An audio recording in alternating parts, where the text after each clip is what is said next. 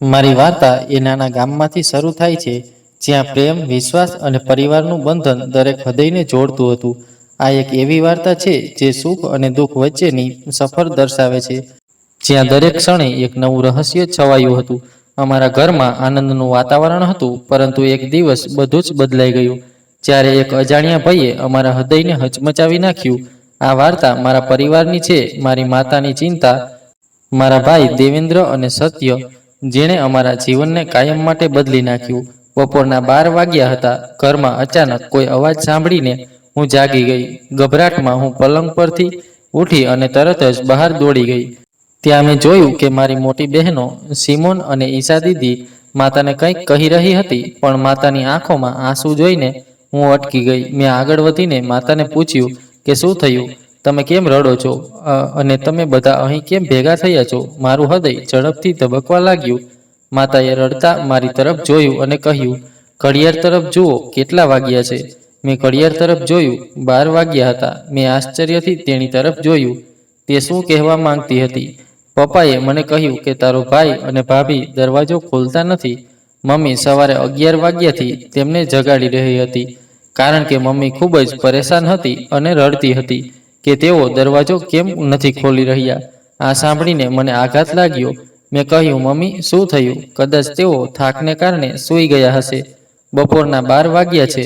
તેમને સૂવા દો, રડવા જેવું કાંઈ છે નહીં. પણ મમ્મીના ચહેરા પર ડર અને બેચેની સ્પષ્ટ દેખાઈ રહી હતી. તેણે કહ્યું, મારું મન ખૂબ જ બેચેન છે. મને અંદરથી શાંતિ નથી મળી રહી. મેં મમ્મીને ધ્યાનથી જોઈ. ગઈકાલ સુધી તે ખૂબ ખુશ હતી કે તેના એકમાત્ર દીકરાના લગ્ન થઈ ગયા. અમે બધી બહેનોએ મોડી રાત સુધી વિધિઓ કરી હતી. આ પછી ભાઈ તેના રૂમમાં ગયો, પણ હવે બપોરે 12 વાગ્યા સુધી તેઓ દરવાજો ખોલતા નહોતા. તેથી મમ્મી ચિંતિત હતી, અને તે સાચી હતી. નવી જગ્યાએ ઊંઘ આવતી નથી, પણ કોઈ આટલું લાંબુ કેવી રીતે સૂઈ શકે? દેવેન્દ્રની આદત ખબર છે ને, તે ક્યારેય આટલા લાંબા સમય સુધી સૂતો નહોતો. તેને સવારે વહેલા ઉઠવાની આદત હતી. તે સહેજ પણ અવાજ આવતા જાગી જતો. પછી હવે શું થયું? મને લાગવા માંડ્યું કે કંઈક અજુગતું થયું છે. મારી મોટી બહેને મારા કાનમાં કંઈક ફફડાટ મચાવ્યો, અને હું આશ્ચર્યથી તેની સામે જોવા લાગી. ના દીદી, આવું ના બોલ, સારું વિચાર. પછી મારા મનમાં એક વિચાર આવ્યો. મેં મમ્મીને કહ્યું, તું આટલી ચિંતા કેમ કરી રહી છે? જુઓ, આ લાચારી છે. આપણે તેને વારંવાર જગાડી રહ્યા છીએ અને તે ઉઠતો નથી. હું એકવાર પ્રયત્ન કરીશ. જો આપણને કોઈ જવાબ ન મળે તો આપણે ફરીથી પ્રયત્ન કરીશું. જો તે નહીં આવે તો તમારી પાસે બીજી ચાવી છે.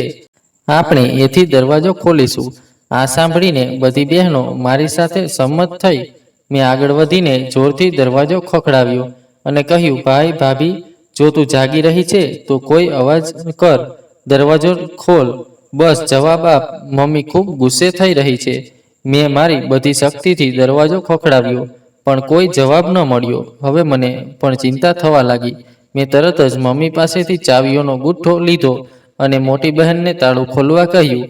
અમારા ઘરમાં આ ખૂબ જ ખોટું માનવામાં આવતું હતું, પરંતુ મમ્મીની હાલત જોઈને અમે બધા લાચાર થઈ ગયા. બપોરના 12:30 વાગ્યા હતા, અને કન્યા અને વરરાજા હજુ સુધી તેમના રૂમમાંથી બહાર આવ્યા ન હતા. અમારા ઘરમાં આ ખૂબ જ વિચિત્ર વાત હતી, પરંતુ હવે વિચિત્ર લાગવાને બદલે બધાને ચિંતા થઈ રહી હતી કે શું થઈ રહ્યું છે. ઓછામાં ઓછું રૂમમાં કંઈક અવાજ કે હલનચલન તો થવી જોઈતી હતી. ઓરડો એકદમ શાંત હતો, જાણે ત્યાં કોઈ ન હોય.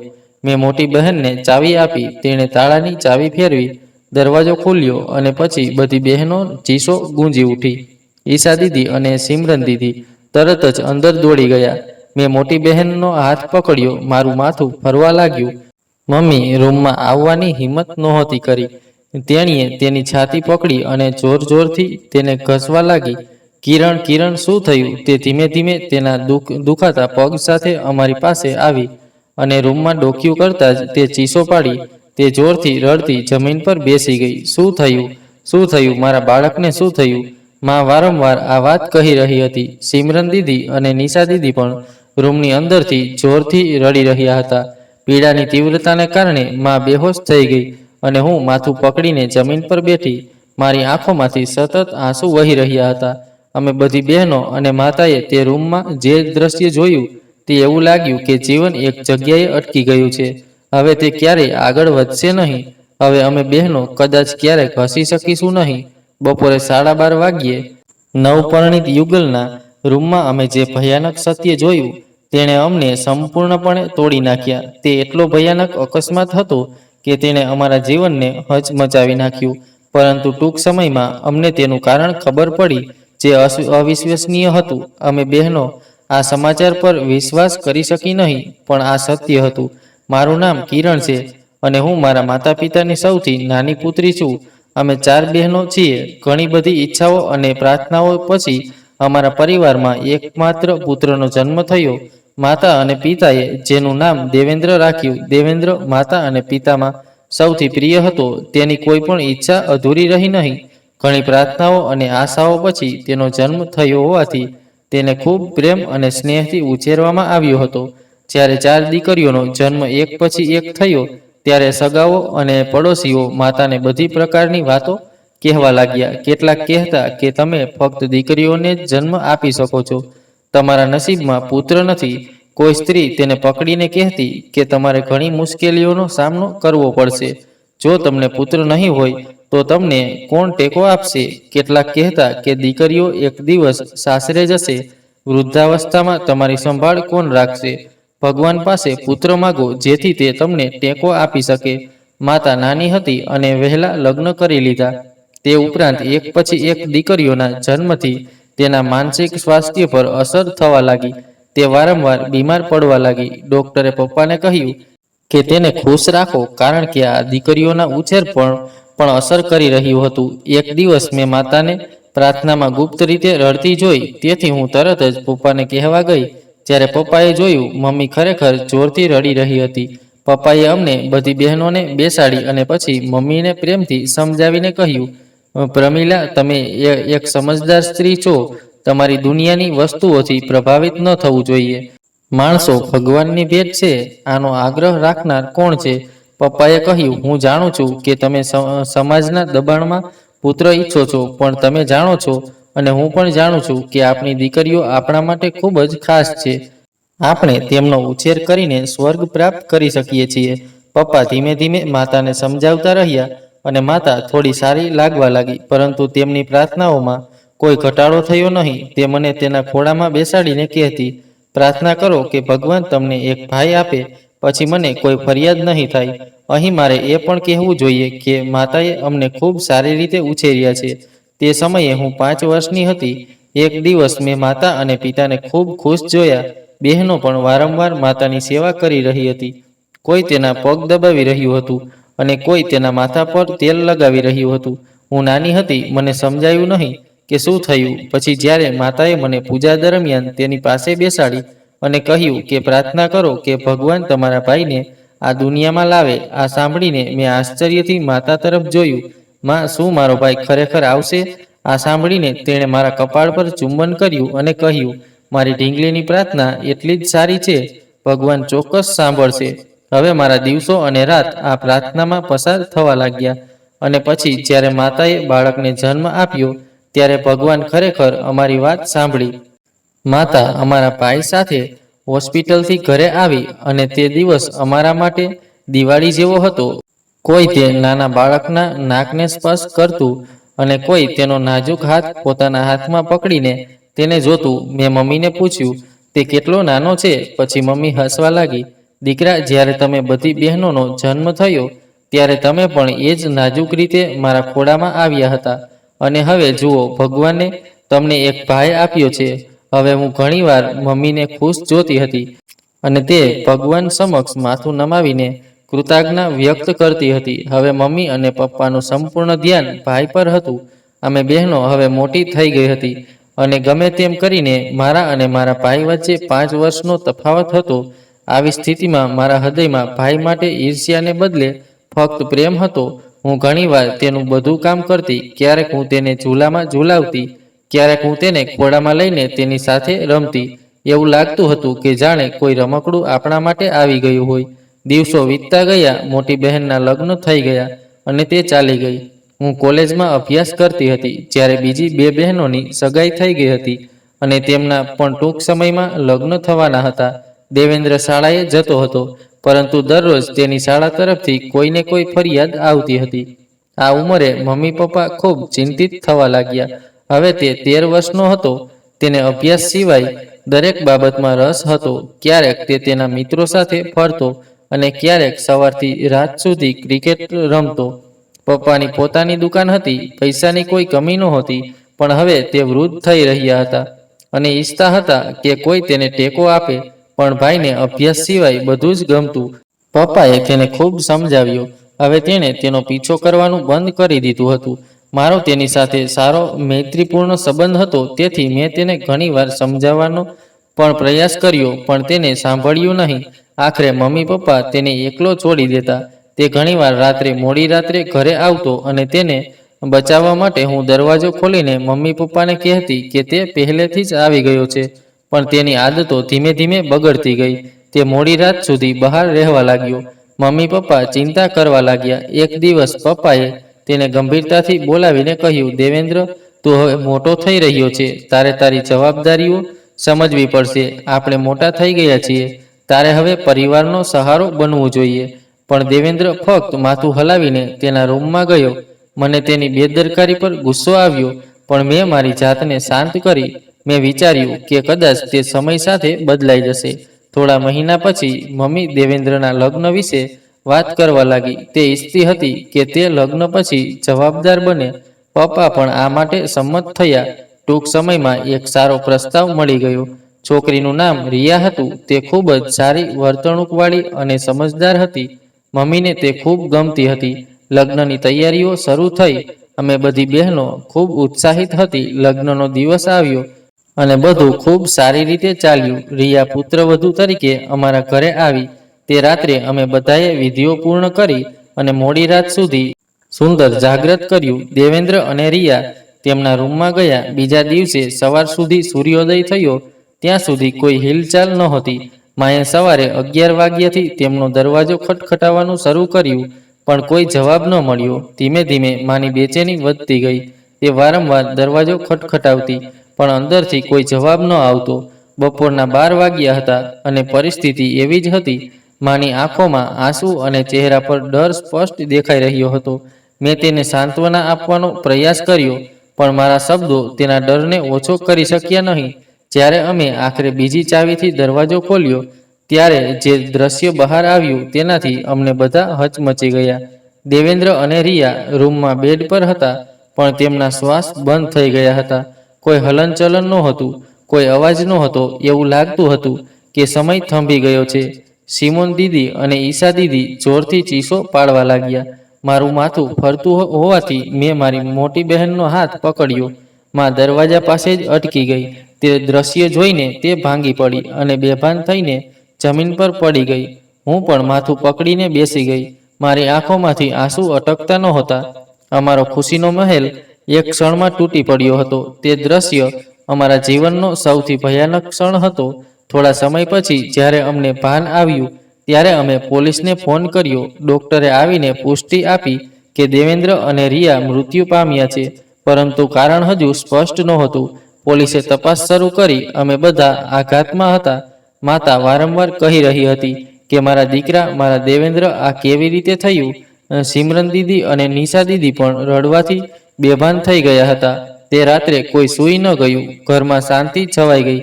બીજા દિવસે પોલીસે અમને કહ્યું કે દેવેન્દ્ર અને રિયાનું મૃત્યુ ઝેરી ગેસના લીકેજને કારણે થયું છે. રૂમમાં એક નાનું ગેસ હીટર હતું જે રાત્રે ચાલુ રહેતું હતું અને તેની લીકેજ તેમના મૃત્યુનું કારણ બન્યું. આ સાંભળીને અમે વધુ ભાંગી પડ્યા. આ એક એવી દુર્ઘટના હતી જેની અમે ક્યારેય કલ્પના પણ નહોતી કરી. માતા રડવાથી ખરાબ હાલતમાં હતી. તે પોતાના દીકરાને ગુમાવવાનું દુઃખ સહન કરી શકતી ન હતી. પપ્પા એક ખૂણામાં શાંતિથી બેઠા હતા, જાણે તેમના જીવનના બધા રંગો ઝાંખા પડી ગયા હોય. અમે બહેનો એકબીજાને સાંત્વના આપવાનો પ્રયાસ કરી રહી હતી, પરંતુ અમારી પોતાની પીડા એટલી ઊંડી હતી કે કોઈ શબ્દો તેને ઘટાડી શક્યા ન હતા. થોડા દિવસો પછી જ્યારે તપાસ પૂર્ણ થઈ, ત્યારે અમને ખબર પડી કે તે એક અકસ્માત હતો. ગેસ હીટરના પાઇપમાં લીકેજ થયું હતું, જે કોઈને ધ્યાનમાં ન આવ્યું. તે એક નાની બેદરકારી હતી, પરંતુ તેણે અમારું જીવન હંમેશ માટે બદલી નાખ્યું. દેવેન્દ્ર, જે અમારી આંખોનો તારો હતો, તે હવે અમારી વચ્ચે નથી રહ્યો. રિયા, જે હમણાં જ અમારા પરિવારનો ભાગ બની હતી, તે પણ ગઈ હતી. માતાએ પોતાને સંભાળવાનો ઘણો પ્રયાસ કર્યો, પરંતુ તે વારંવાર તૂટી જતી. પપ્પાએ તેમની દુકાન બંધ કરી દીધી, કારણ કે હવે તેઓ ક્યાંય ધ્યાન કેન્દ્રિત કરી શકતા ન હતા. અમે બહેનો પણ તે પીડાને દૂર કરી શકતા ન હતા. પરંતુ સમય ધીમે ધીમે આગળ વધતો ગયો. અમે માતા અને પિતાની સંભાળ રાખી. મેં મારો અભ્યાસ પૂર્ણ કર્યો અને નોકરી શરૂ કરી. સિમરન દીદી અને ઈશા દીદી તેમના પરિવારમાં વ્યસ્ત થઈ ગયા, પરંતુ અમે બધા દર અઠવાડિયે માતા અને પિતાને મળવા આવતા. તે અકસ્માતે અમને ઘણું શીખવ્યું. અમે શીખ્યા કે જીવન કિંમતી છે અને આપણે દરેક ક્ષણ આપણા પ્રિયજનો સાથે જીવવી જોઈએ. દેવેન્દ્રને યાદ કરીને માતા હજુ પણ ક્યારેક રડે છે, પરંતુ હવે તે ધીમે ધીમે તેના દુઃખને સ્વીકારી રહી છે. અમે બહેનો પણ આપણા હૃદયમાં તે દુઃખ સાથે આગળ વધી રહ્યા છીએ, પરંતુ દેવેન્દ્ર અને રિયાની યાદો હંમેશા અમારી સાથે રહેશે. આ વાર્તા અમારા પરિવારની શક્તિઓ અને નબળાઈઓની વાર્તા છે. આ એ પ્રેમની વાર્તા છે જે આપણને એકબીજા સાથે બાંધે છે. ગમે તેટલું દુઃખ આવે, અમે શીખ્યા કે જીવનમાં કંઈ કાયમી નથી, પણ પ્રેમ અને યાદો કાયમ રહે છે. મને પણ આ વાતની શરમ આવતી હતી, પણ ઘરનું વાતાવરણ સારું રાખવા માટે મારે આ કરવું પડતું હતું. હું ઘણીવાર દેવેન્દ્રની ભૂલો છુપાવતી હતી કે કદાચ તે સુધરી જશે, પણ તે દિવસે ને દિવસે વધુ તોફાની બનતો જતો હતો. તે ખોટા રસ્તે જતો રહ્યો. આ દરમિયાન તે વિસ્તારના સૌથી બગડેલા છોકરા સાહિલ સાથે મિત્રતા કરી ગયો. માએ દેવેન્દ્રને 2-3 વાર ઠપકો આપ્યો, તે છોકરા સાથે ફરવા ન જાવ, તું ભણતો નથી. અમે આ વિશે કંઈ કહ્યું નથી. એ તારી પસંદગી છે, પણ જો તું આવા મિત્રો બનાવશે તો આપણે ચૂપ કેવી રીતે રહી શકીએ? તે દિવસે દેવેન્દ્રએ પહેલીવાર માતા સાથે ખરાબ વર્તન કર્યું અને તેને ખૂબ જ ખરાબ જવાબ આપ્યો. તેનો જવાબ સાંભળીને મને ખૂબ દુઃખ થયું. હવે તે મોટો થઈ ગયો હતો અને પોતાની ઈચ્છા મુજબ કરવા લાગ્યો. હવે તેની સામે માતા અને પિતાનું શબ્દોનું પણ કોઈ મહત્વ નહોતું. મેં માતાને ઘણીવાર રડતી જોઈ. એક સમય હતો જ્યારે માતા રડતી રડતી દેવેન્દ્ર માટે પ્રાર્થના કરતી હતી, અને હવે સમય આવી ગયો હતો જ્યારે માતા તેની સલામતી માટે પ્રાર્થના કરતી હતી. તે ઘણી હદ સુધી ખોટા રસ્તે ચાલ્યો ગયો હતો. પછી એક દિવસ મેં તેના મોબાઈલમાં એવા મેસેજ જોયા કે મને મારી આંખો પર વિશ્વાસ જ ન આવ્યો કે આવું પણ થઈ શકે છે. કંઈ પણ વિચાર્યા વિના મેં તે જ ક્ષણે તેને ફોન કર્યો અને તરત જ જવાબ માંગવા લાગી. મેં કહ્યું કે તે બગડેલા છોકરા સાહિલ સાથે શું વાંધો છે? તું તેની સાથે ક્યાં જાય છે? મેં તેને ચેતવણી આપી કે જો તે હજુ પણ સુધરશે નહીં તો હું મમ્મી પપ્પાને બધું કહીશ. તે દિવસે તેણે પહેલીવાર મારી સાથે ખરાબ વર્તન કર્યું અને કહ્યું, જાઓ અને જેને ઈચ્છો તેને કહો. સાહિલ મારો સાચો મિત્ર છે અને તેણે મને કંઈ ખોટું શીખવ્યું નથી. આ મેસેજ તેનો નથી. મને ખબર નથી કે ભૂલથી કોણે મોકલ્યો હતો. તે મેસેજમાં ઘણું બધું એવું હતું જે વિશ્વાસની બહાર હતું, પરંતુ દેવેન્દ્રની જીદ અને ઘમંડ જોઈને માતાએ બધું અવગણ્યું અને દરેક સત્ય સુધી પહોંચી શકી નહીં. સાહિલે તે મેસેજમાં કોઈ રહસ્યમય વસ્તુ તરફ ઈશારો કર્યો હતો, પણ તે શું હતું, તે કેમ હતું, મને કંઈ સમજાયું નહીં. દેવેન્દ્રએ પણ અભ્યાસ છોડી દીધો હતો. 1-2 વાર પિતાએ તેને ઘરમાંથી કાઢી મૂક્યો હતો અને તે 2 અઠવાડિયા પછી જ ઘરે પાછો ફર્યો. માતા તો માતા જ હતી. તે પોતાના પ્રિય દીકરાને આ હાલતમાં કેવી રીતે જોઈ શકે? માતા બીમાર પડવા લાગી. પછી એક દિવસ કંઈક એવું બન્યું જેણે દેવેન્દ્રને સંપૂર્ણપણે બદલી નાખ્યો. તે સમયે તે 20 વર્ષનો હતો.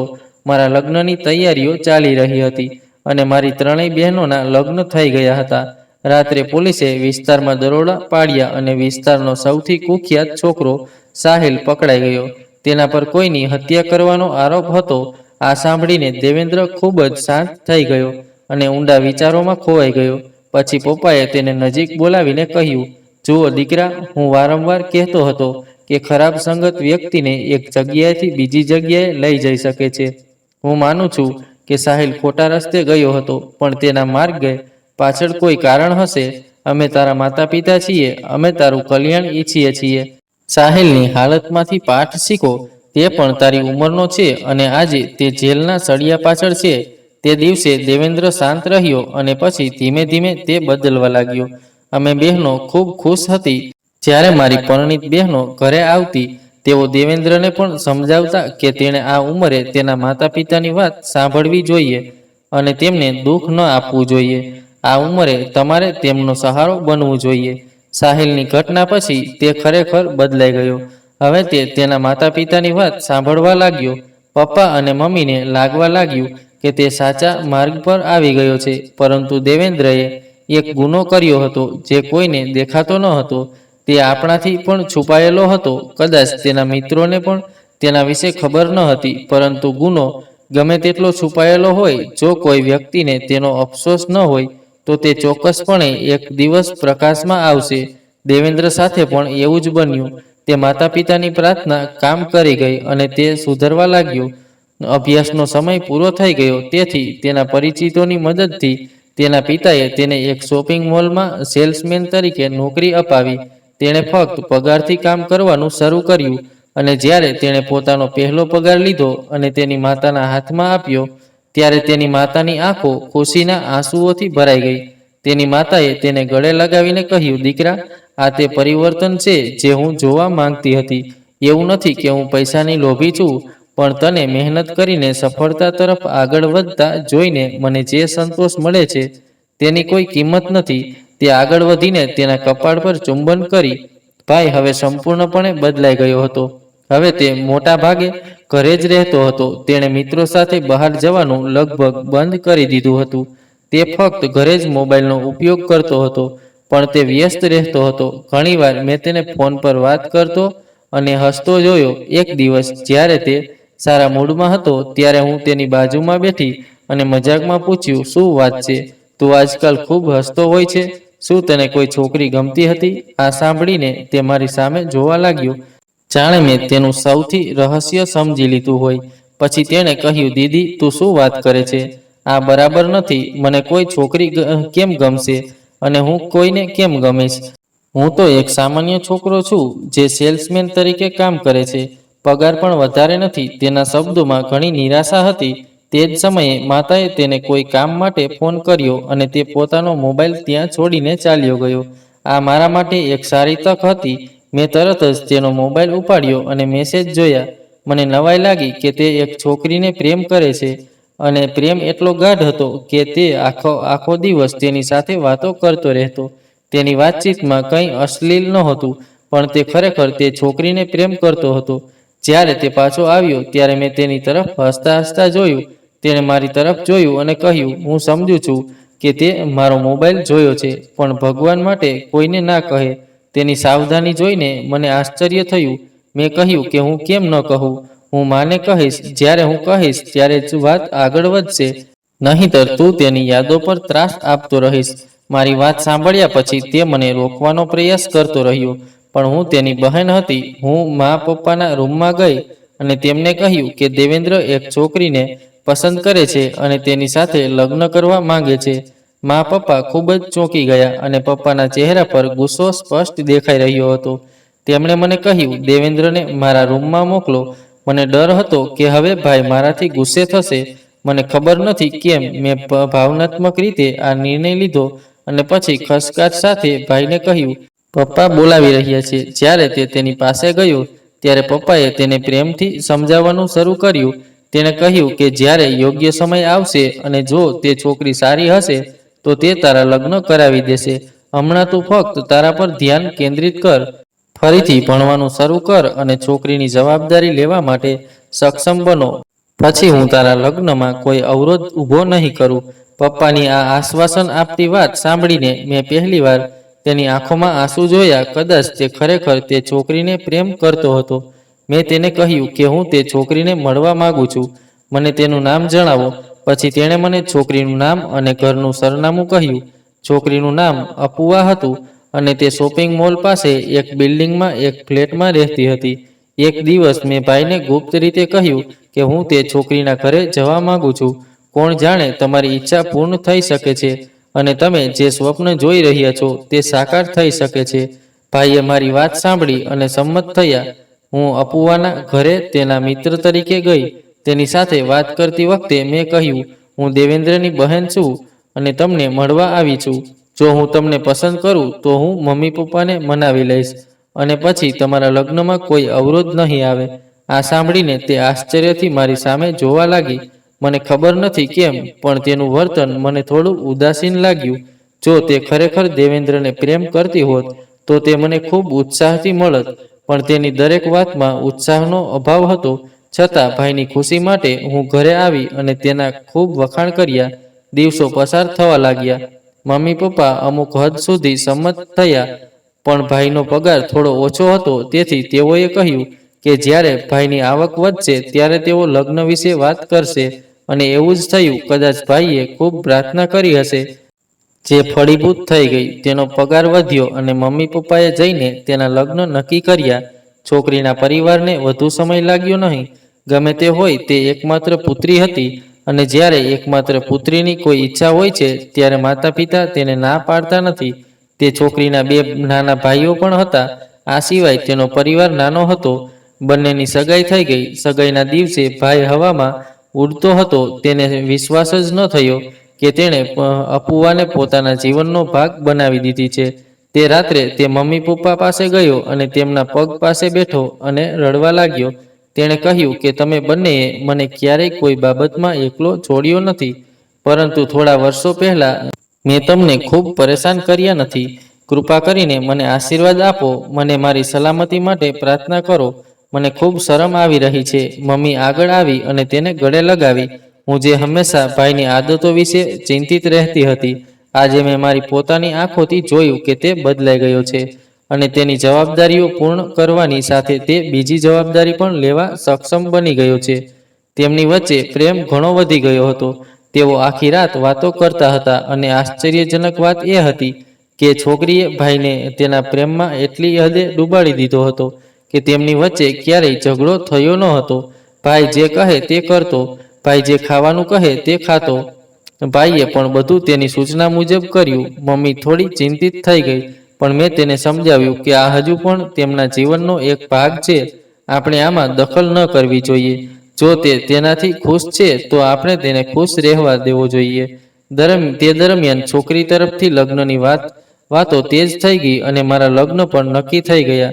પણ મમ્મી પપ્પા ઈચ્છતા હતા કે હું પહેલા મારા સાસરિયામાં જાઉં. ભાઈના લગ્ન તેના 2 મહિના પછી થવા જોઈએ. છોકરીનો પરિવાર એટલે કે અપુવાનો પરિવાર પણ આ માટે સંમત થયો, અને આ રીતે મારા લગ્નના 2 મહિના પછી ભાઈના લગ્ન નક્કી થયા. તેની ખુશી જોવા જેવી હતી. હવે તે સંપૂર્ણપણે બદલાઈ ગયો હતો અને નવેસરથી પોતાનું જીવન શરૂ કરવા જઈ રહ્યો હતો. તેને જોઈને મને ખૂબ જ રાહત થઈ. ગમે તેમ અમારી ઉંમરમાં બહુ ફરક નહોતો, તેથી હું તેને કહેતી બધી વાત સમજી ગઈ, અને તેને જોઈને મને ખૂબ જ શાંતિ થઈ. મારા લગ્નની તૈયારીઓ જોરશોરથી ચાલી રહી હતી. મારી સગાઈ થઈ ગઈ હતી. પછી તે દિવસ આવ્યો જ્યારે હું લગ્ન પછી ઘરે પાછી ફરી, અને મારા લગ્નના દિવસે જે સૌથી વધુ રડ્યો તે મારો ભાઈ હતો.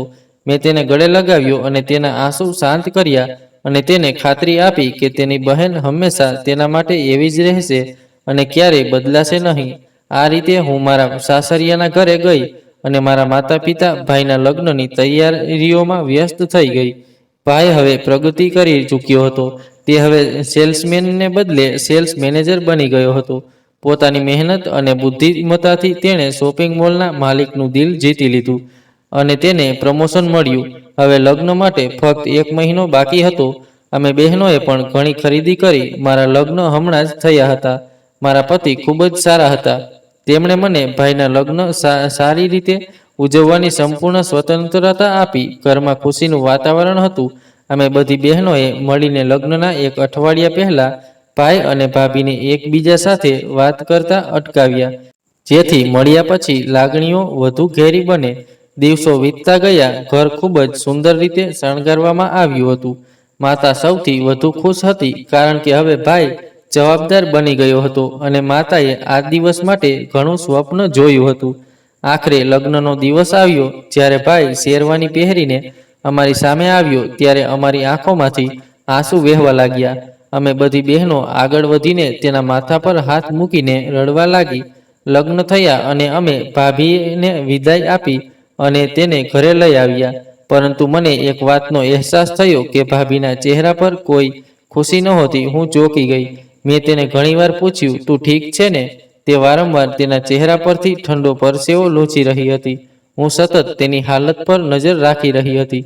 મને કંઈક વિચિત્ર લાગતું હતું. જ્યારે મને થોડો સમય એકાંત મળ્યો, મેં ભાભીને પૂછ્યું, તું ઠીક છે ને? મને લાગે છે કે તું થોડી પરેશાન છે. તેણે આંસુ ભરી આંખોથી મારી તરફ જોયું અને કહ્યું કે હું મારા માતા પિતાની એકમાત્ર દીકરી છું, તેથી જ હું ખૂબ એકલી અનુભવું છું. આ સાંભળીને મેં તેને ગળે લગાવી અને સમજાવ્યું કે બધું સારું થઈ જશે. શું તું મારા ભાઈને ઓળખતી નથી? તે તને ખૂબ પ્રેમ કરે છે. તો પછી તું કેમ ડરે છે? બધું સારું થઈ જશે. આપણે બધા તારી સાથે છીએ. આપણે બધા પરિણીત છીએ. તને કોઈ પણ પ્રકારની સમસ્યાનો સામનો નહીં કરવો પડે. આપણે બધા ભાભીઓ આપણા પોતાના જીવનમાં વ્યસ્ત છીએ.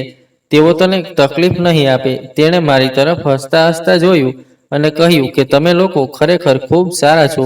કદાચ ભૂલ મારી તરફથી હતી. આ સાંભળીને મેં તેને ગળે લગાવી દીધી, કારણ કે હવે તે મારી ભાભી બની ગઈ હતી અને મારા ભાઈને કારણે હું તેને ખૂબ પ્રેમ કરતી હતી. તે ખરેખર ખૂબ જ સુંદર દેખાતી હતી. અમને ભાઈના લગ્નની વિધિઓ ખૂબ ગમતી હતી. અમે આખી રાત હસતા અને મજાક કરતા રહ્યા. ભાઈ ગુસ્સે થયો અને અમારી સામે હાથ જોડીને કહ્યું કે હવે દયા કરો, અમે 1 અઠવાડિયા સુધી વાત કરી નથી અને છતાં પણ તમે મને મારી કન્યા પાસે જવા દેતા નથી. તમે બધા ખૂબ જ ક્રૂર બહેનો છો. અમે તેના શબ્દો પર જોરથી હસ્યા. આખરે અમને ભાઈ પર દયા આવી અને તેને તેના મિત્રોના જૂથથી બચાવ્યો અને તેને તેના રૂમમાં જવા દીધો. અમે બધા રૂમમાંથી બહાર આવ્યા. રૂમનો દરવાજો બંધ હતો. રાતના 12 વાગ્યા હતા. અમે બધી બહેનો ખૂબ થાકી ગઈ હતી. અમે ગંદુ ઘર સાફ કર્યું. અમે લગ્નનું ઘર ફરીથી બનાવ્યું અને જ્યારે અમે સૂવા માટે પલંગ પર સૂઈ ગયા ત્યારે રાતના 3 વાગ્યા હતા. અમે બધા ખૂબ થાકી ગયા હતા, તેથી અમે ગાઢ નિંદ્રામાં સરી પડ્યા અને બેભાન લોકોની જેમ પોતપોતાની જગ્યાએ સૂઈ ગયા. મારી માતા સૌથી પહેલા સૂઈ ગઈ. અમે તેને સમયસર દવા આપીને સૂઈ ગયા. પપ્પા તેમના રૂમમાં આરામ કરી રહ્યા હતા. ઘરમાં સંપૂર્ણ શાંતિ હતી અને લગ્નનો બધો અવાજ હવે સમાપ્ત થઈ ગયો હતો. પણ અમને ખબર નહોતી કે લગ્નની ધમાલ પૂરી થતાં જ અમારા જીવનમાં એક તોફાન આવવાનું છે જે અમારા હૃદયને તોડી નાખશે. આ પછી અમે તે સમયે જે જીવન જીવી રહ્યા હતા તે ક્યારેય જીવી શકીશું નહીં. હું મારી બીજી બહેનો સાથે સૂઈ રહી હતી.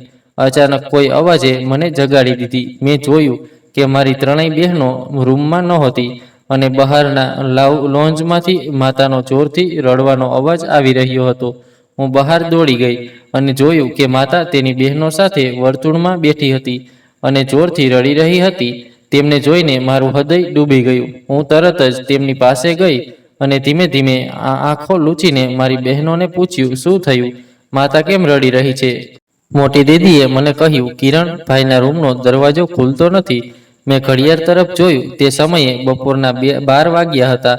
મેં મમ્મીને કહ્યું, મમ્મી, કદાચ તે થાકને કારણે સૂઈ ગયો હશે અને તેથી જ તે જવાબ નથી આપી રહ્યો. કૃપા કરીને થોડી રાહ જુઓ. પછી ઈશા દીદીએ મને ધીમેથી કહ્યું, મમ્મી છેલ્લા અડધા કલાકથી દરવાજો ખટખટાવી રહી છે. તમે જાણો છો કે દુલ્હનનો નવી જગ્યાએ ઊંઘ નથી આવતી.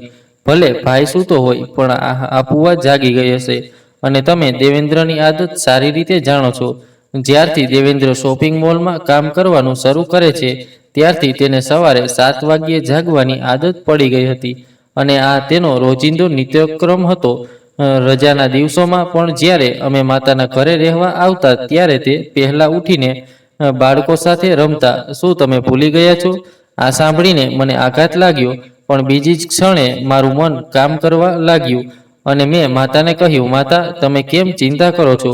મારી પાસે એક ઉકેલ છે. તમારી પાસે ડુપ્લિકેટ ચાવીઓનો સમૂહ હોવો જોઈએ. આપણે તે ચાવીથી તેમનો દરવાજો ખોલી શકીએ છીએ. આનાથી આપણને રાહત મળશે. હું સંમત છું કે આ પદ્ધતિ બિલકુલ યોગ્ય નથી, પણ અમે તેમની ચિંતા કરીએ છીએ, તેથી આપણે ડુપ્લિકેટ ચાવીથી દરવાજો ખોલવાનો પ્રયાસ કરી શકીએ છીએ. દરવાજો ખોલતા પહેલા મેં ભાઈ અને ભાભીને ફરી એકવાર બૂમ પાડી, જો તમે બંને જાગી ગયા હોવ તો અમને જવાબ આપો.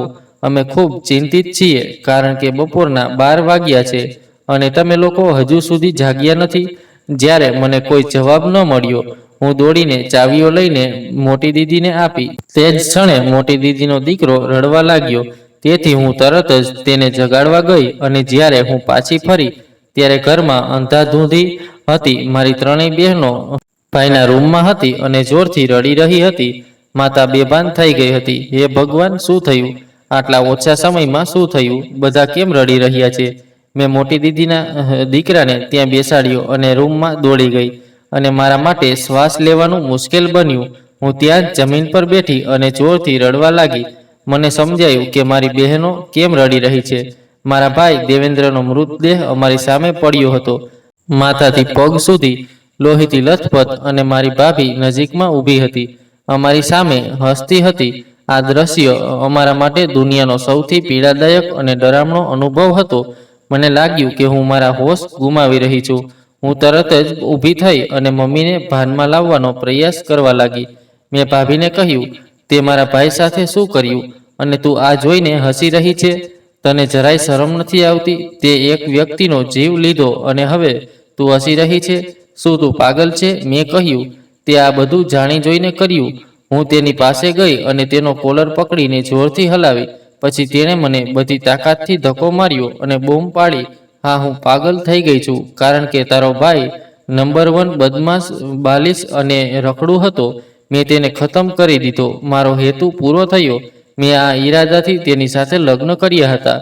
અમે ચારે બહેનો ચોંકી ગઈ અને તેની વાત સાંભળતી રહી. માતા ભાનમાં આવી ગઈ હતી, પણ તેને વારંવાર વાયના હુમલા આવી રહ્યા હતા. ભાભીના મોઢેથી આ સત્ય સાંભળીને અમારા પગ નીચેથી જમીન સરકી ગઈ. શું થઈ રહ્યું છે? શું તું કહેવા માંગે છે? અમારા ભાઈને મારીને તને શું મળ્યું? હું મારા ભાઈના મૃતદેહ પાસે બેસીને રડી રહી હતી. પછી તેણે અમને જોયા અને કહ્યું કે તારા ભાઈએ જે કર્યું તે ન તો આ દુનિયામાં માફ થશે, ન તો બીજી દુનિયામાં. મેં અહીં હિસાબ ચૂકવી દીધો છે. હવે તે ઉપર જશે અને જવાબ આપશે, અને મને કયામતના દિવસે ચોક્કસ ન્યાય મળશે, કારણ કે મને ભગવાનમાં પૂર્ણ શ્રદ્ધા છે. તે ક્યારેય તેના દુઃખી ભક્તને એકલો છોડતો નથી. મારી સહનશીલતાની હદ પૂરી થઈ ગઈ હતી. મેં કહ્યું, બેશરમ સ્ત્રી, તને બિલકુલ શરમ નથી. હું તને હમણાં જ પોલીસને સોંપી દઉં છું. તે અમારા નાના ભાઈને મારી નાખ્યો.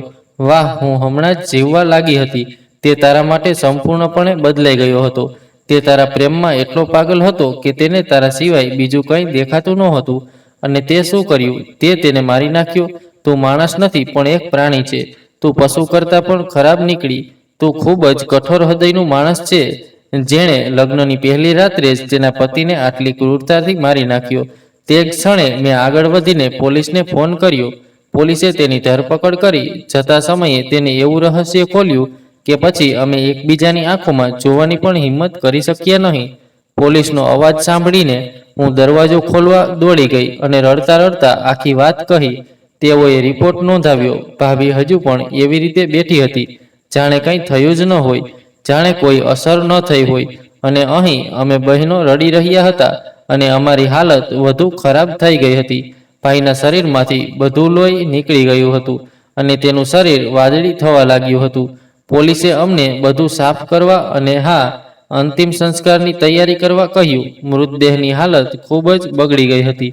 અમે ધ્રુજતા હાથે તેનો મૃતદેહ ઉપાડ્યો.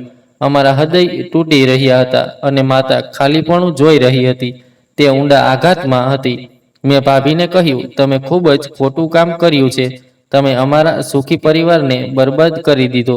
એટલામાં જ પપ્પા અંદર આવ્યા અને આ દ્રશ્ય જોતાની સાથે જ તેમને છાતીમાં દુખાવો થવા લાગ્યો.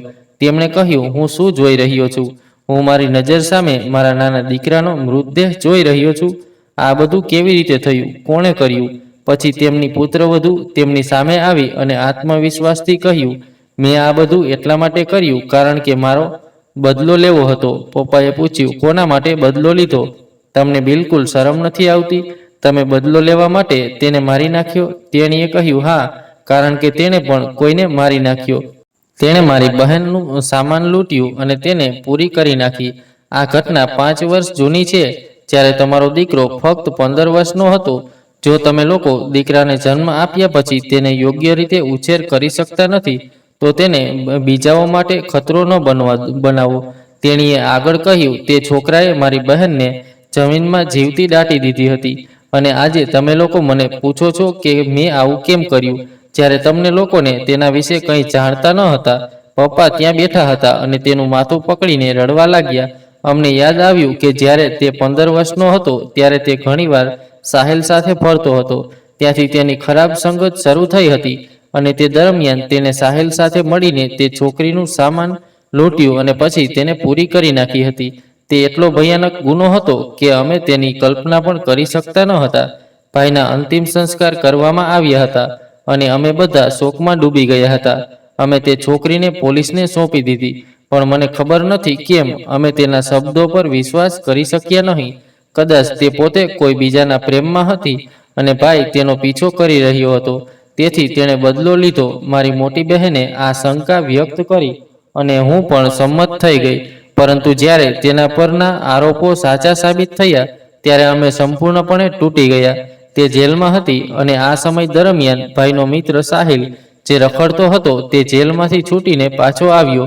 પપ્પા તેને ઘરે લાવ્યા અને તેને આખી સત્ય પૂછ્યું. તેણે શરમથી માથું નમાવ્યું અને કહ્યું, કાકા, મેં મારા બધા ગુનાઓ માટે માફી માંગી છે અને મારી સજા પૂર્ણ કરી છે. તમારો દીકરો નિર્દોષ હતો, પણ મેં તેને ખોટા રસ્તે દોરી ગયો. મેં તે છોકરી પર થયેલા ગુનામાં તેને ટેકો આપ્યો. મેં તેને વારંવાર રોક્યો. હું કબૂલ કરું છું કે હું પણ ખૂબ બગડેલો હતો, પરંતુ તે સમયે આ બધું કરવાનો તેનો વિચાર હતો. તે છોકરી તેના કોચિંગની ઘરે પરત ફરી રહી હતી. અમે મિત્રતાનું બહાનું બનાવ્યું અને તેને બાજુ પર લઈ ગયા અને પછી પરિસ્થિતિનો લાભ લઈને તેનું સામાન લૂંટ્યું. હું તે સમયે સાવચેત હતો જેથી કોઈ અમને જોઈ ન શકે. તે છોકરી બધું ઘાયલ હતી અને મૃત્યુની અણી પર હતી. પછી તમારા દીકરાએ આગળ વધીને તેનું ગળું દબાવી દીધું જેથી તે બચી ન જાય અને કોઈને કંઈ ન કહી શકે. હું આ ઘટનાનો સાક્ષી છું. વ્યસની બની ગયો અને ખોટા રસ્તે ગયો, જેના કારણે મારે જેલ જવું પડ્યું. ત્યાં રહીને મને સમજાયું કે હવે મારે મારું જીવન યોગ્ય રીતે જીવવું પડશે. તે સમયે મેં તેને વારંવાર કહ્યું કે તે છોકરીને મારી ન નાખવી જોઈતી હતી. વિસ્તારના લોકો મને કહેતા હતા કે મારે તે છોકરીને મારી ન નાખવી જોઈતી હતી. તેઓ મને ગેરસમજ કરતા હતા. તેઓ તેમના બાળકોને મારાથી દૂર રાખતા હતા. પરંતુ હું દેવેન્દ્રના ગુનાનો સાક્ષી છું. મેં તેને સમજાવ્યું હતું કે તે છોકરીને મારી ન નાખવી જોઈતી હતી. તે ખૂબ જ નિર્દોષ હતી. તે તેના પ્રેમમાં પડી ગઈ હતી. તે તેના પ્રેમમાં માનતી હતી, પરંતુ સત્ય એ હતું કે દેવેન્દ્રની અંદર જે ક્રૂરતા હતી તેણે તે છોકરીનું સામાન જ નહીં પણ તેને પૂરી પણ કરી નાખી અને તેને કાયમ માટે સુવડાવી પણ દીધી. આ ઘટના હજુ પણ મારા મનમાં કોતરાયેલી છે. તે છોકરી કદાચ તેની બહેન હતી અને તેણે બદલો લેવા માટે દેવેન્દ્રને તેના પ્રેમમાં જાળમાં ફસાવી દીધો. દેવેન્દ્ર તેના પ્રેમ જાળમાં એટલો ડૂબી ગયો હતો કે તે તેને પાગલપણાથી પ્રેમ કરવા લાગ્યો. જ્યારે લગ્નની પહેલી રાત આવી ત્યારે તે છોકરીએ યોગ્ય તક પકડીને અને દેવેન્દ્ર સાથેથી બદલો લીધો. સાહિલની વાત સાંભળીને અમે બહેનો ખૂબ જ ગુસ્સે થઈ ગયા. અમને ખબર નહોતી કે અમારા ભાઈએ આટલા મોટા ગુનામાં સંડોવાણી દર્શાવી છે કે તેણે એક નિર્દોષ છોકરીની હત્યા કરી અને તેનું સન્માન લૂંટ્યું. મમ્મી પપ્પા માટે આ ખૂબ જ શરમજનક વાત હતી. આખો વિસ્તાર શરમથી ભરાઈ ગયો. આ સમાચાર ફેલાઈ ગયા અને લોકો કહેવા લાગ્યા કે દેવેન્દ્રને તેની પત્નીએ મારી નાખ્યો કારણ કે તેને તેની ભાભીનું સન્માન લૂંટ્યું. તેને તેની હત્યા કરી. અમારા માટે ત્યાં રહેવું મુશ્કેલ બન્યું. જેલમાં રહેલી અપુવાએ સ્વીકાર્યું કે તેની પાસે દેવેન્દ્રને સજા કરવા માટે કોઈ કાનૂની પુરાવા નથી. તેથી તેણે નક્કી કર્યું કે તે તેના પ્રેમમાં ફસાવી દેશે અને તેને આ દુનિયામાંથી દૂર કરશે, જેથી આવા વ્યક્તિ જે લોકોનું જીવન બરબાદ કરે છે તે આ પૃથ્વી છોડીને ચાલ્યો જાય. અમે બહેનો શરમથી માથું ઝુકાવતા હતા. હવે કોઈની આંખોમાં જોવાની અને વાત કરવાની હિંમત રહી ન હતી. સમય પસાર થતો ગયો. અમને અમારા ભાઈની યાદ આવતી હતી, પરંતુ તેને પહેલાથી જ તેણે કરેલા પાપની સજા મળી ચૂકી હતી. સૌથી મોટી વાત એ હતી કે તેને તેના પાપોનો કોઈ પસ્તાવો નહોતો. તેણે ક્યારેય પસ્તાવો કર્યો નહીં. તે તેના યુવાનીના પાપોને મજાક કે સાહસ સમજીને ભૂલી ગયો હતો, પરંતુ તેને ખબર નહોતી કે આ મજાક તેને તેના લગ્નની પહેલી રાત્રે જ કાયમ માટે સૂઈ જશે. આ ઘટનાને 2 વર્ષ વીતી ગયા છે. જ્યારે પણ કોઈ અમારા ભાઈના મૃત્યુ વિશે વાત કરે છે ત્યારે અમારી આંખોમાં આંસુ આવી જાય છે અને અમને સાહિલના બધા શબ્દો યાદ આવે છે જેમાં તેણે અમારા ભાઈના ગુનાહો જાહેર કર્યા હતા. માતા ઘણીવાર રડે છે. મારા ભાઈના મૃત્યુના દુઃખમાં અને તેના અપરાધના ભારને કારણે હું હવે સમજી ગઈ છું કે વ્યક્તિને ભગવાનનો આગ્રહ ન રાખવો જોઈએ, ભગવાને માતા પિતાને પુત્રીઓ આપી હતી. સમાજે તેમની મજાક ઉડાવી અને તેઓએ આગ્રહ કર્યો અને પુત્ર માટે પ્રાર્થના કરી. પછી અમે જોયું કે દેવેન્દ્રના રૂપમાં અમને મળેલા પુત્રનું શું પરિણામ આવ્યું. તેના ઉછેરમાં થોડી ખામી હતી અને તે એક નિર્દોષ વ્યક્તિના મૃત્યુનું કારણ બન્યો. આ ઘટનાએ મને ખૂબ રડાવી દીધી છે અને હવે હું બધા લોકોને કહું છું કે તેઓએ હંમેશા તેમના બાળકો સારા અને પ્રમાણિક લોકો બને તે માટે પ્રાર્થના કરવી જોઈએ. ભલે તે દીકરો હોય કે દીકરી, કોઈ ફરક પડતો નથી. આ દિવસો ખૂબ જ ખરાબ છે. કોઈને ખબર નથી કે વ્યક્તિ ક્યારે શું કરશે અને પછી તેણે તેનું પરિણામ ભોગવવું પડશે, જેમ મારા ભાઈએ સહન કરવું પડ્યું હતું. અને હવે તેનો આખો પરિવાર આ શરમ સાથે જીવવા માટે મજબૂર છે. તે પોતાની માટીમાં સૂતો હતો પણ શરમ પાછળ છોડી ગયો છે. જે માતા પિતા શરમથી ઝૂકી જાય છે તેમનું માથું હંમેશા ઝૂકેલું રહે છે. તેથી હું તમને બધાને આ સંદેશ આપવા માંગુ છું કે તમારે તમારા બાળકોના ઉમદા અને સારા ચારિત્ર્ય માટે દરરોજ પ્રાર્થના કરવી જોઈએ. મેં ઘણી વખત પુત્રોના માતા પિતાને રડતા અથવા શરમથી માથું ઝુકાવતા જોયા છે અને તેનું સૌથી મોટું ઉદાહરણ મારો પોતાનો પરિવાર છે. ભગવાન આપણા માતા પિતાને લાંબુ આયુષ્ય આપે અને તેમને પોતાની રક્ષામાં રાખે, પરંતુ માતાએ જે ભાઈનો ભોગ લીધો છે તેના મૃત્યુના આઘાતને તેને અંદરથી ખૂબ જ ભાંગી નાખી છે. તે છોકરી હવે બાકીનું જીવન જેલમાં વિતાવી રહી છે અને અમે બહેનો અહીં માથું નમાવી જીવન વિતાવી રહ્યા છીએ, કારણ કે હવે આપણી પાસે કોઈ રસ્તો બચ્યો નથી. આ વાર્તાનો પાઠ એ છે કે આપણે આપણા બાળકોને યોગ્ય મૂલ્યો સાથે ઉછેરવા જોઈએ જેથી તેઓ સમાજ માટે ખતરો ન બને. દરેક માતા પિતાએ તેમના બાળકોને પ્રેમ, આદર અને પ્રમાણિકતા શીખવવી જોઈએ જેથી તેઓ બીજાના જીવનને નુકસાન ન પહોંચાડે. આ વાર્તા આપણને શીખવે છે કે ખોટા માર્ગ પર ચાલવાની કિંમત ખૂબ ભારે હોઈ શકે છે અને પ્રેમ અને વિશ્વાસ સાથે જીવેલું જીવન જ સાચું સુખ આપી શકે છે. જો તમને વાર્તા ગમી હોય તો તમારે અમારી ચેનલને લાઈક, શેર અને સબસ્ક્રાઇબ કરવી જ જોઈએ અને કોમેન્ટ બોક્સમાં જય શ્રી રામ, જય શ્રી રાધે કૃષ્ણ પણ લખવું જોઈએ. આભાર મિત્રો.